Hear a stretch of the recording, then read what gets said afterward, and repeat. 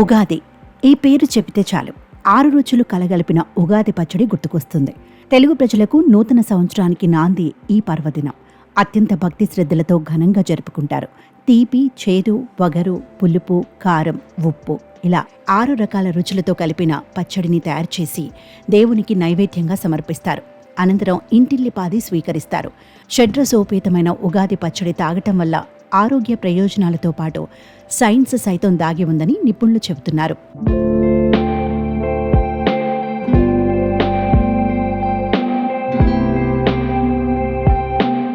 ఉగాది పర్వదినం వసంతకాలంలో వస్తుంది. వసంతం తర్వాత గ్రీష్మ ఋతువు వస్తుంది.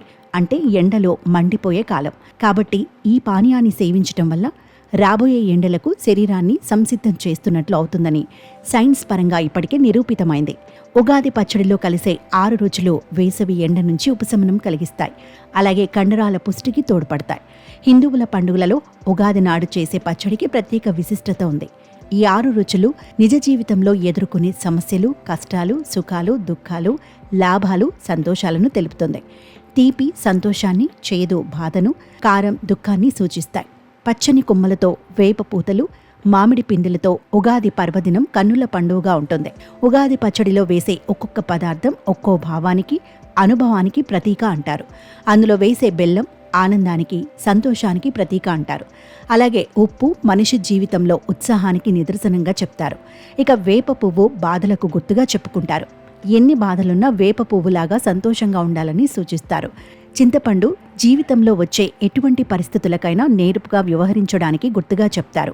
మామిడి ముక్కల వగరు జీవితంలో వచ్చే కొత్త సవాళ్లను ఎదుర్కోవడానికి సిద్ధంగా ఉండటానికి గుర్తుగా చెప్తారు. ఇక ఆఖరిదైన కారం ఎటువంటి పరిస్థితుల్లోనైనా మనిషి సహనం కోల్పోకూడదని చెప్పడానికి సంకేతంగా సూచిస్తారు.